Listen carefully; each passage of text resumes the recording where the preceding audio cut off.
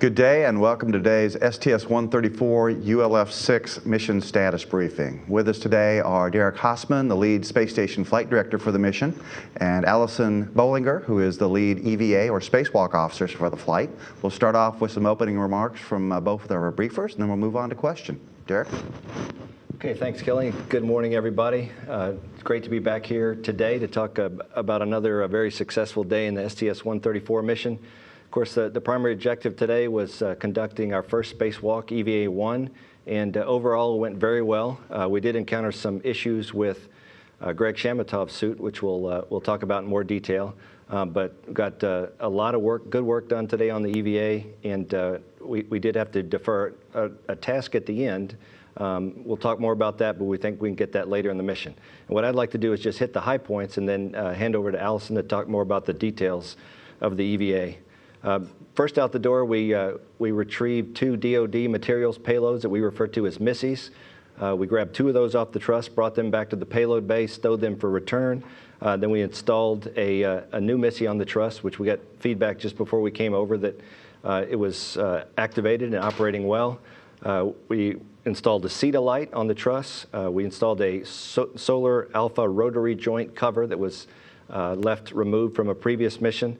And we also were able to successfully set up for an ammonia cooling loop refill that we're going to do on EVA-2.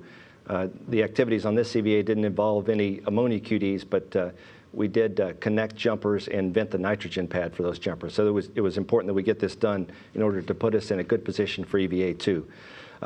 The last task on the EVA involved the installation of antennas that were going to allow external payloads and hardware to communicate wirelessly with computers inside the station. We got the antennas themselves installed, but the cabling was going to require us to remove micrometeoroid debris shield from the laboratory module.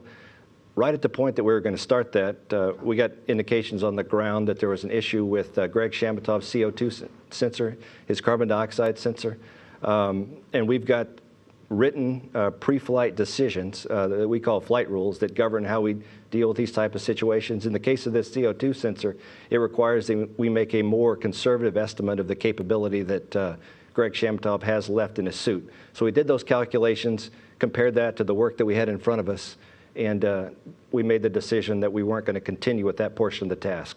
So we did some cleanup work and some get-aheads, and we called it a day. And we're looking ahead at future EVAs to understand better where we're going to fit that task. It's very unlikely that we're going to change the EVA-2 timeline. More likely that we're going to look at the EVA-3 timeline in terms of a place to put that task. And with that overview, I'll hand it over to Allison. All right, thanks a lot, Derek. So first of all, I'd like to say I couldn't be more proud of the crew and my team here on the ground for the almost flawless execution of this EVA today. It just goes to show what extensive planning and ground coordination pays off, how it pays off. So Derek pretty much stole my thunder and all I had to say about the tasks today. As he mentioned, we got out the door and we started out with the MISSIs, or the Material ISS experiments. We put those back in the payload bay. We retrieved Missy 8. We got that installed. It was taking Greg Shamatov a little bit longer on some of his tasks on the CETA light install that Derek mentioned. So once again, exemplifying how well our team works together, we were able to make a real-time call to go ahead and transition the installation of that solar alpha rotary joint cover from, it was originally planned for Greg Shamatov, and we were able to just flawlessly transfer that over, and Drew Feustel was able to install that. So it worked out, the timeline worked out really well. And so, and another one of the reasons that we did this was as we were starting to get data on the ground on Greg's met rate and also looking at his O2 tank pressures, we started thinking that in order to put ourselves in the best posture to be able to stay out as long EVA as we need to get these tasks complete, that we would go ahead and complete an oxygen recharge of Greg's tanks. So we were able to send him back to the airlock while Drew was working on installing that Sarge cover to allow Greg to do that O2 recharge. So then both crew members headed out to the port side of the truss and worked on installing the jumper that spanned the Sarge. Then we vented the nitrogen from the P1 ATA panel all the way out to the P5 junction. We vented that nitrogen, and then Drew headed further outboard to vent the nitrogen from the EAS jumpers, as we call them, the final jumpers that will lead to the photovoltaic thermal control system, or PVTCS, that we will be refilling with ammonia on EVA-2. Once Drew was complete with that task, Greg temp stowed that jumper so it's partially installed on the P4 side and wire tied out there to allow rotation of the solar alpha rotary joint between the EVAs. We then headed off to the lab, as Derek mentioned, to install those antennas. Greg worked diligently to remove those handrails and install those 2 new antennas, while Drew worked underneath the lab to start setting up the work site and setting up the cables. And it was about that time, it was actually a PET or phase elapse time into the EVA of 4 hours and 30 minutes that we heard the words from Greg saying, "I got a CO2 sensor bad message." So that was what forced us to eventually kind of replan the end of the EVA. So we had set ourselves up nicely to begin with by doing the O2 recharge on Greg, but then it got the better of us when we had the CO2 sensor fail. So we had actually discussed this on the ground, different breakout points in the EVA. So the crew and the ground team were definitely ready to go ahead and say, let's not open that micrometeoroid debris shield and break into those cables. Let's just go ahead and temp stow it and put it on a future EVA. So everyone understood that this was a possibility, and so I'm very glad that we had those discussions on the ground. So we spent the rest of the EVA. We had Greg cleaning up the work site and mating a few additional connectors, and then we sent Drew off to the airlock to the vent tool extension bag to perform some relocation of tools in preparation for the ammonia fill on EVA2. So with that, we ended at a PET, I think it was 6:19 was the duration for our EVA. And like I said, I couldn't be more proud of the crew and the team. That's all I have. Okay. Thank you. We'll start off with questions here at the Johnson Space Center and then move on to some other locations, including the phone bridge. Seth.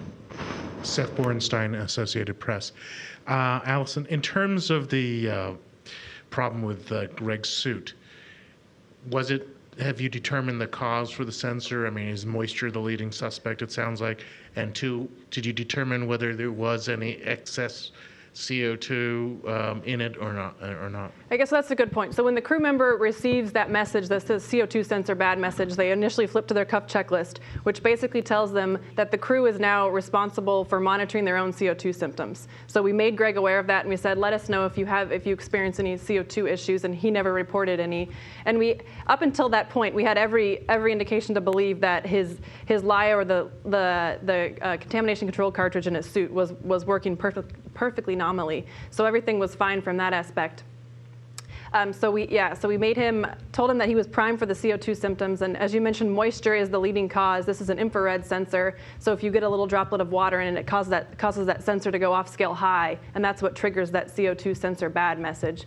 So we have seen this before on other EMUs, including this particular EMU when it was used for the pump module activities last summer. So we have seen this before, and it is due to excess moisture. And Greg did mention as he was egressing his suit that there was excess moisture in his suit. So we are looking into the cause of that. And hopefully we'll be able to solve that problem for his next EVA, which is EVA 4. And that EMU isn't used until EVA 4, that's correct. And in terms, and you didn't see any indications of afterwards of excess CO2. By then, we had lost insight into it, and so we were just relying on the crew member's feedback, and he didn't report anything. So if you put this into EVA 3, what was missing, how much does that add to your timeline? Is it 40? I mean, I remember this was a 45-minute task. That's correct. It's a 45-minute task, and so we'll add about that time plus maybe a few minutes on either end for the translation to the work site. So between 40 and maybe 45 or between 45 and an hour that we would add. So forgive me, I don't remember how much the EVA 3 timeline is. It's a full 6.5-hour EVA. So we still have to have future discussions about overall mission priorities and what tasks we will need to defer from this EVA. Can you go just to 7.5 hours? It depends on how consumables are looking. So like we always plan our EVAs to 6.5 hours. So we'll just have to see how consumables go on the day. And we have to take into consideration, other flight day aspects, crew day length durations. And I'm sure Derek could answer more on that. But sometimes we can go longer than 6:30, but we just have to see. But before the EVA, we will not plan to longer than a 6:30. So we will have to defer some task from EVA 3 if we were to add that task to this EVA. Okay, we're getting the microphone to our next questioner. Philip Sloss with NASASpaceflight.com. I'll throw in here. When you were getting out of the suits, it looked like they were looking at the Greg's gloves a little more closely? Was there something that they saw there that was reported? I think that was just part of the normal. After each EVA, we take extensive glove photos when the crew members are still pressurized, so we can look if there was any damage to the RTV or any damage to their gloves. So that was just standard post-EVA work. Thanks. Okay, Mark. Thanks, Mark Carreau for Aviation Week. I think it's for Allison. Where is this sensor? And when you say water, do you mean like cooling loop water or perspiration or unknown or? Where is the sensor? Somewhere in his backpack? I can't tell you. It's somewhere in the place, the life support system on his back. Good. And the water can be many things. It could be either just exhalation water, or it could be perspiration, or it could be from the cooling loop itself. There is sometimes water in that can be through when the fresh air comes over to the crew members. It can also have some water in it. So we're not really sure where the water came from.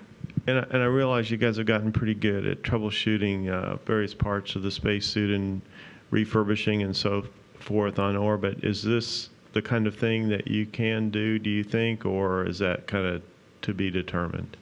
Actually, we have just recently started flying new CO2 sensors, and they are currently developing a procedure to remove and replace that CO2 sensor, but that procedure has not yet been developed. So we're just looking for post-shuttle retirement, ways we can maintain suits on the space station. So that procedure isn't ready to go yet.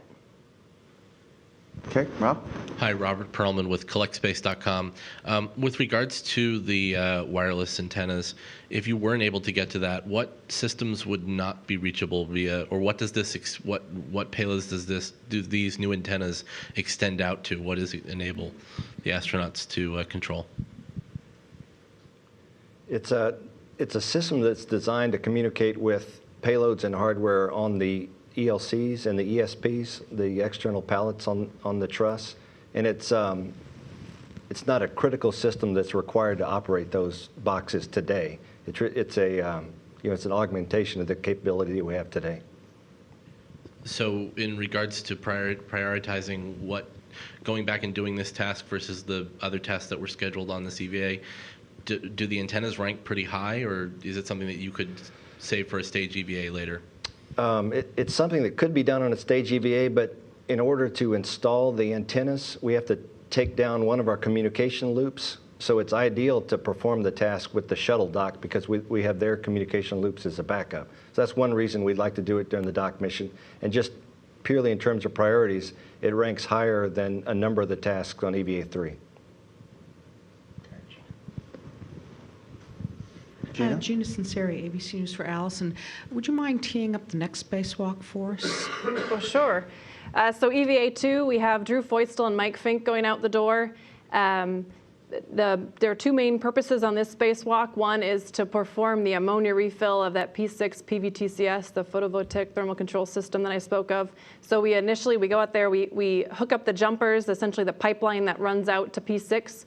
We initially start flowing ammonia from the port side ammonia tank assembly, and we do a leak check to verify that we have a good pipeline running out almost to P6. And then once we verified we have a good pipeline, we give Drew a go to start refilling the PVTCS itself.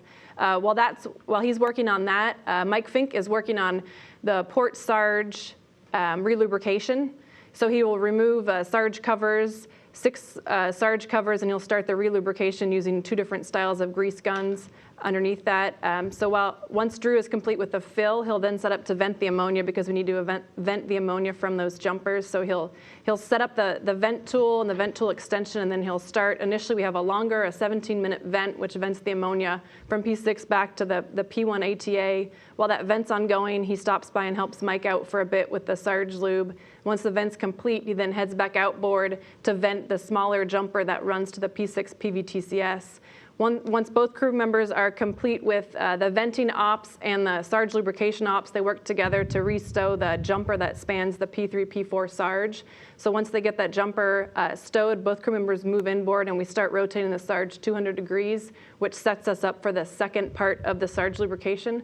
While the sarge lubrication is ongoing, Drew is working on Dexter. He is installing a lens cover, a CLA lens cover on the camera on Dexter's latching end effector, and he's also using one of the same grease guns that we used for the sarge lube to grease the latching end effector.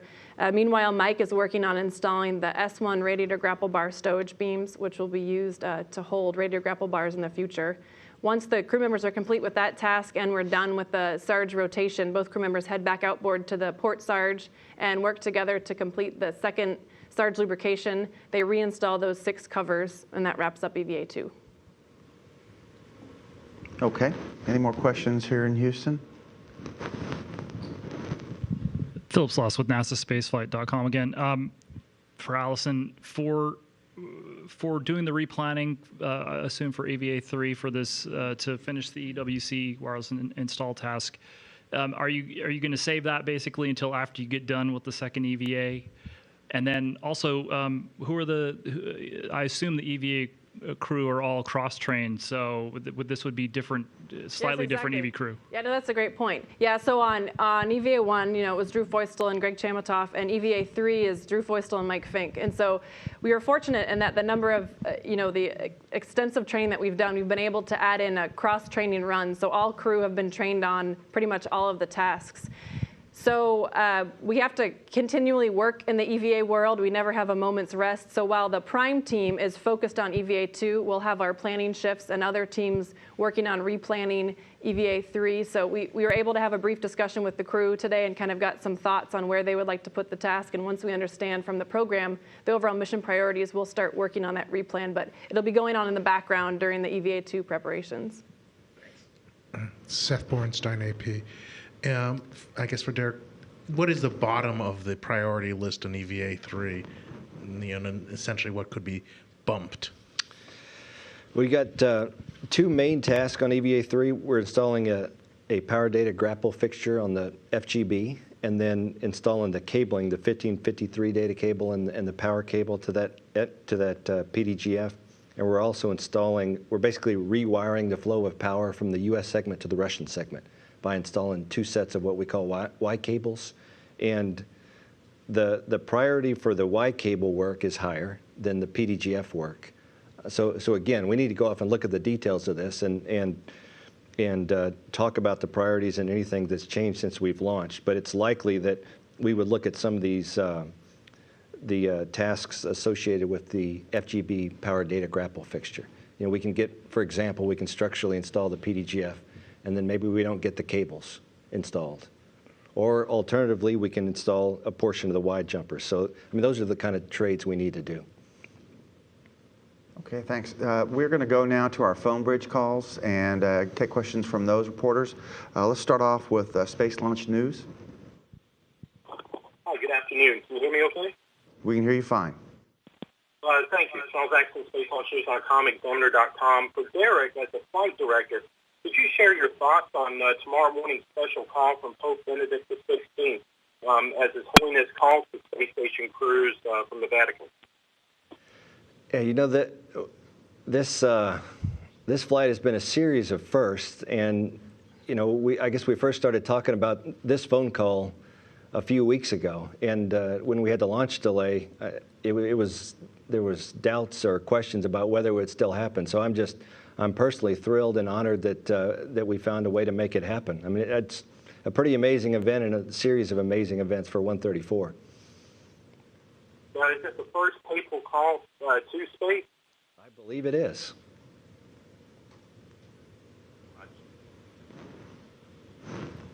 Okay, Charles, any further questions? No, that's all. Thank you. All right, we'll go on to Denise Chow. Hi.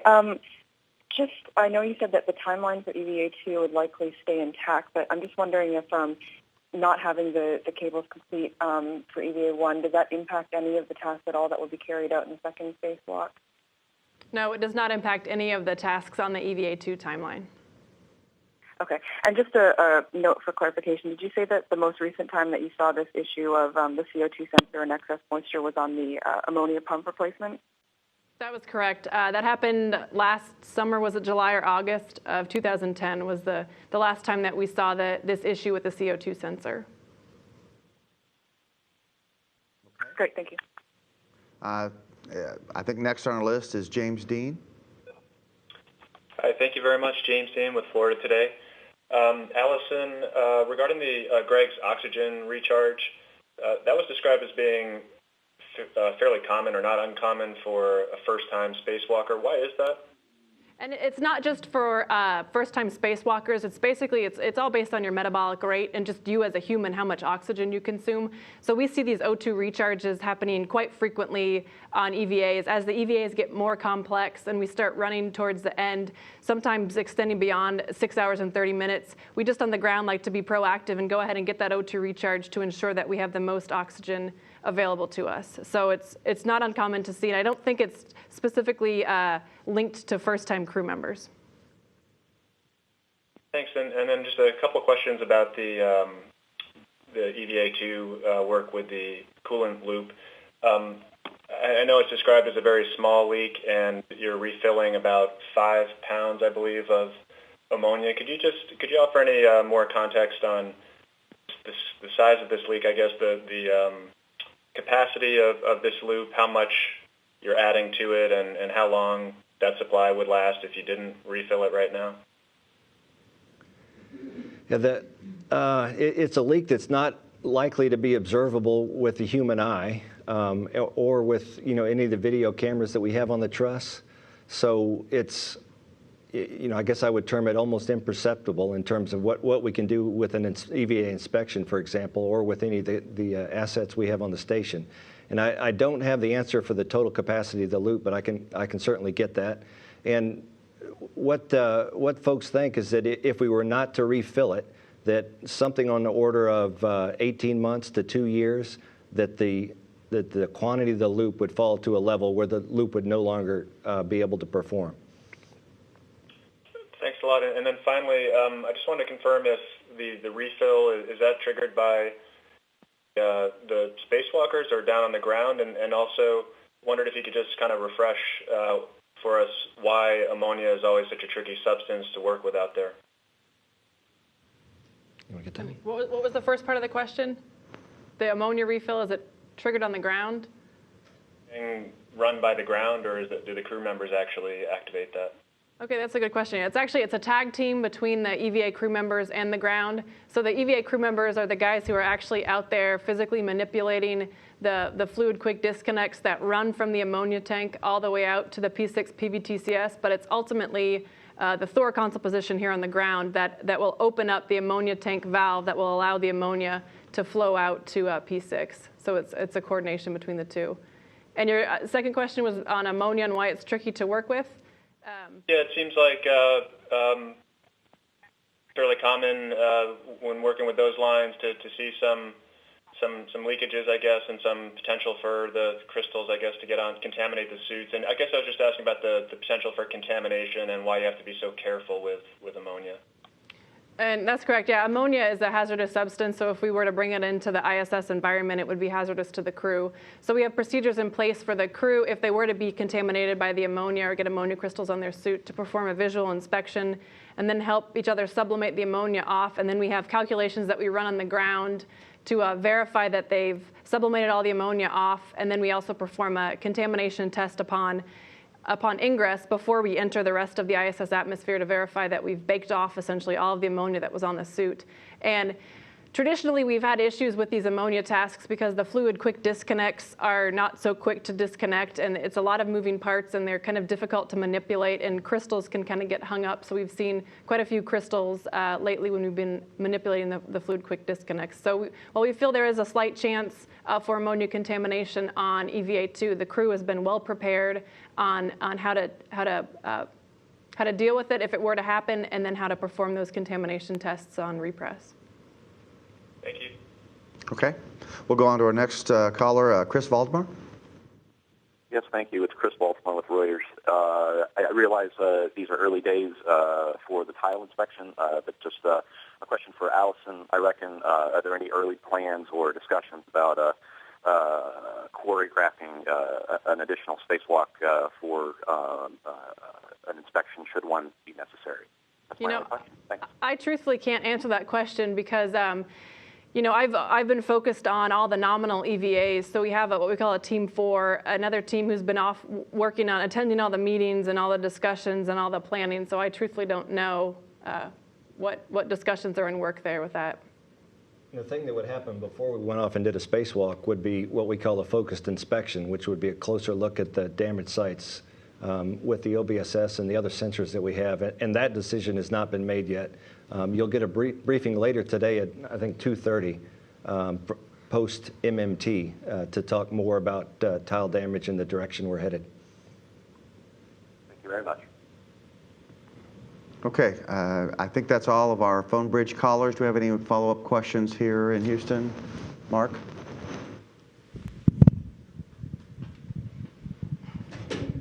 Thanks. Mark Carreau for Aviation Week. And I just wanted to go back to the sensor issue on the spacesuit. Is there a larger component you could swap for Greg Shamatoff so he can do additional spacewalks? I think he's assigned some more, and I just don't know what options you have to equip Yeah, and I guess initially to talk more about the sensor, this issue is kind of intermittent since it's water that's caught in the loop. We have in the past done what we've called a dry out procedure to basically run oxygen through that sensor, hoping it'll dislodge the water bubble. That's worked before in the past, so there are ongoing discussions with the engineering community about if that's how we want to proceed. And we've had other times where we've seen this issue on one EVA, and by the next EVA it's gone. So there's really no way to tell if it's going to happen again on EVA 4. And as far as a bigger component, Greg wears a size extra large suit, and we only have one extra large suit on the space station. So there isn't another suit that he could swap into. Philip Sloss with NASASpaceflight.com for Allison. Bearing that in mind, then, is there anything you can do sort of planning-wise going into EVA 4 then, in case this happens, to protect the objectives there? Yeah, that's a great question. I think we would just have to make sure we understand. Like I mentioned, we were able to have pre-flight discussions with the crew and the ground team about breakout points for each EVA if in the instance we got into a case like this. So we've already had those discussions with EVA 4 talking about, as we saw today, once that CO2 sensor failed, it forced us to cut about 50 minutes off of what we thought we had for the EVA duration. So we would just try to stay on top of what tasks would fall off the end of the EVA, and we would just make sure that everyone is on the same page if that were to happen again. Seth Borenstein at AP again. If the one before the EVA 4 starts, is there a way? Do you test the suit to make sure that can you test it to see that the sensor is working or not? We don't nominally test it, but if we were to perform the dry out procedure that I spoke of, we do test the CO2 sensor at the end of it. I think there probably is a way that even if we didn't do that test, we could still basically turn the suit on the day before to see how the CO2 sensor was acting, but we haven't had those discussions yet. And just to take the hypothetical one step further, you say you do this and you test it and it's still not working. Do you then send Greg out with a non-functioning CO2 sensor, or do you swap someone else in? I think that would be a discussion we'd have to have. The CO2 sensor isn't required to go out EVA, as we mentioned. The crew member can be prime for detecting his CO2 symptoms, but as Derek mentioned, we do have a flight rule in place that tells us we need to subtract time off the end of the EVA. So if we went out the door knowing that we had a failed CO2 sensor, that would probably force us to do a shorter duration EVA. Okay, it sounds like that's the end of our questions, and so we'll begin to wrap this briefing up. A few programming notes coming up at noon Central Time, 1 p.m. Eastern Time. We'll have today's post-International Space Station Mission Management Team briefing, and that'll be Kenny Todd, who's the Acting Operations Manager for the space station, and Courtney McMillan, who's the Team 4 Flight Director, who's been working on the Soyuz photo opportunity planning. And then an update on our next briefing, which will be today's post-mission management team briefing. It's actually going to be at 2 p.m. Central Time, 3 p.m. Eastern, and that'll be with Leroy Kane, the Space Shuttle Mission Management Team Chairman. And so with that, we'll send you back to space.